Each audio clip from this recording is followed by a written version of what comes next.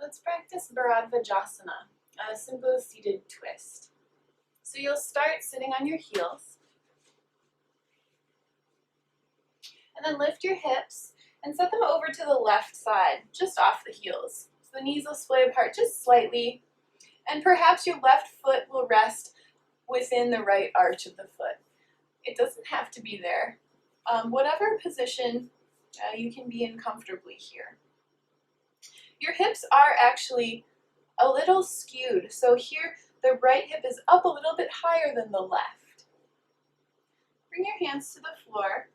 Inhale, lift your heart and gaze forward. Exhale, twist toward the left. Bring your right hand to the front of the left leg.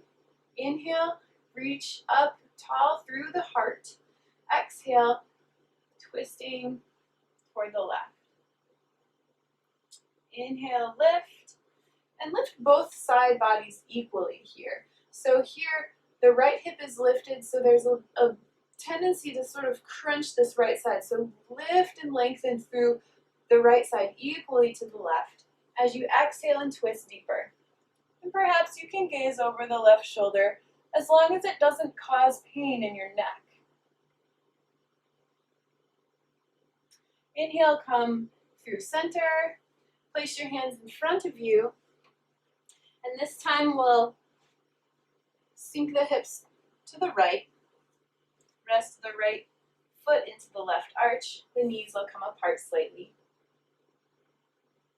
Hands to the floor. Inhale, lift, and gaze forward.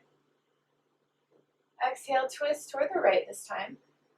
Move your left hand to the right thigh. Inhale, lift. Exhale, twist. And be mindful of lengthening the left side body equal to the right this time. And perhaps on the end of an exhale, you can gaze over the right shoulder.